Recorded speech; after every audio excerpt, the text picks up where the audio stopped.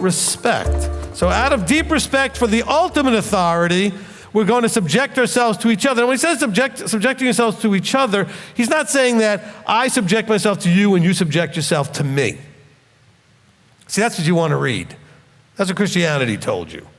Well, everybody has to subject yourself to it. So you to me to you. Well, then there's no vertical, what is that? He's saying is everybody needs to be subject to whom they're subject to and understand their authority role to those who they have authority over. In other words, understand your position and your role. That's what he means by subjecting yourselves or submitting yourselves one unto another. Because he just described throughout the whole of Ephesians to this point, vertical structure. The need for it, what it looks like, what it does for you, how it works. And ladies, never, ever, men don't do this either, but ladies do this a lot. Don't compare your husband to any other man. You will be doing them a tremendous disservice because you'll be comparing your husband, as you know, with all his, warts and everything, to some guy that you've only seen in public at their best moments. You have no idea what that person's really like. Now, maybe they are really that good, but you don't know. So don't compare because it's an unfair comparison. Because you're basing your comparison based on a tremendous amount of information about your husband and almost nothing about the other guy. And that's not a fair comparison. Guys, don't do that to your wives either. Men, if you want your wives to see you as head of the wife, then you have to be as Messiah was for the assembly. Now, what was Messiah for the assembly? He redeemed them. We said, take me, not them. I give my life for them. Are you giving of yourself, of whatever's putting your preferences, everything? Are you putting hers first? Are you doing things to take care of her? Or is it all about you? I fall into this trap as much as anybody else. I'm thinking, well, what do I get? What's in this for me? Don't do that, men. Ladies, you could do that a little bit because you were created for that. There's supposed to be a providing and a taking care of. But then don't do that with your children. Don't react all like, well, they're treating me. Look, don't expect anything from them. In the vertical, whoever's above should be expecting nothing from the below. Remember, he is the great giver. Does he need anything from us, the Creator? No. Okay, so he doesn't. But what he wants us to do is to become like him, which means that we would become givers. But he created us initially to be receivers. We're receptacles of what he has to give. And it goes down the cycle. So he gave it all to Yeshua. Yeshua gave it to the men gave it to the wives give it to the children, as it goes through.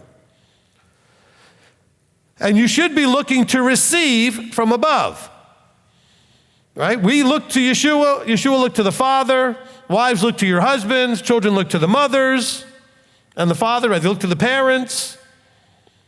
Don't do it the other way around.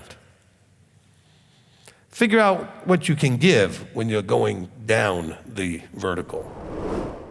So what is he saying? He's saying, look, the body, the assembly needed to be set apart, washed by the word, and then be able to be presented the splendid assembly. We think of like in Revelation, like the bride has made herself ready. But the bride did that with the guidance of the Mashiach, of the bridegroom.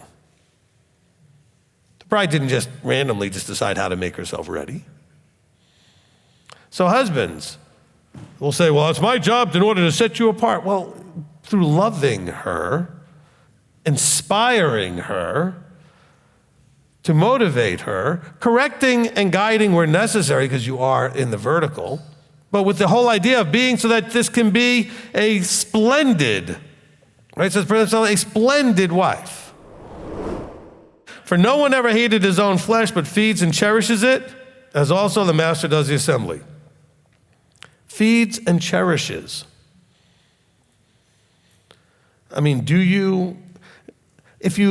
I only use an example of like, I've seen men with cars. Okay, not all of you do that. Some of the wives think, you haven't seen my husband's car.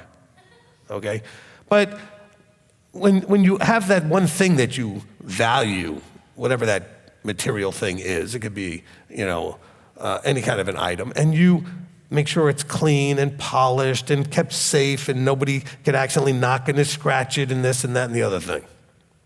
Because it's cherished, it's valued. Any of you guys look at your wives that way? Where you're concerned that something might happen to them, might scratch them or get them dusty and dirty or some other thing? Do you check on them to see if they need a little TLC? See, unfortunately, mostly we're always thinking, what am I going to get? So the wife, in the dating process, the potential wife is looking at the guy, can he provide, can he this, can he that? And they should be evaluating all of that. What am I going to get? Well, women, you know what you should be asking instead? I mean, in addition, but not really instead, but really more importantly, can I admire this man? Can I look up to this man? Can I respect and honor and reverence this man?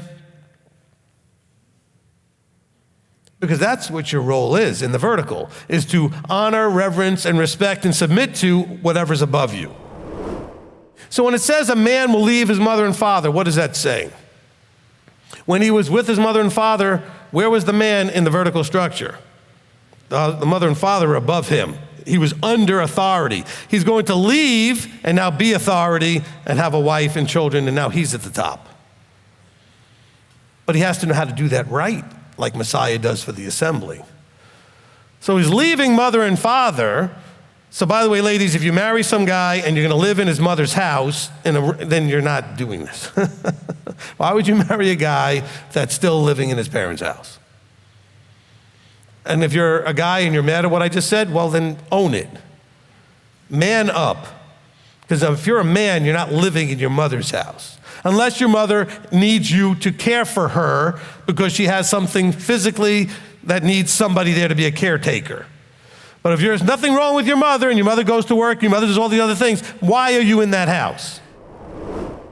And I lead by giving myself for the assembly. That's what Yeshua says.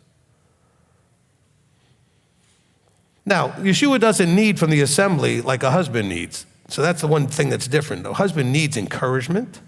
The husband needs you to believe in him. Yeshua doesn't need you to believe in him. You need to believe in him. But a husband needs you to believe in him. Husband needs to be encouraged. Yeshua doesn't need any encouragement. He's completely at peace in his core strength of who he is. He knows who he is. He knows what's going on. Men have insecurities. Men have weaknesses. Men have pride and egos that are fragile. You need to encourage them. You need to protect that. You need to nurture that. Your man's never going to become what you want him to be if you're not going to believe he can be that, if he can get there. You got to believe he can get there. That's what Yeshua is talking about in John 17. It's what it's talking about here, about a man and a woman becoming one flesh. It's not talking about physically when they get intimate that they become one flesh. It's talking about that they will be echad, of one mind, of one purpose, that they will operate as a unit, in sync with each other, in harmony with each other, in agreement with each other. See, a lot of you struggle in your marriages because guess what? You don't agree. But what are you not agreeing on? How are you going to walk everything out?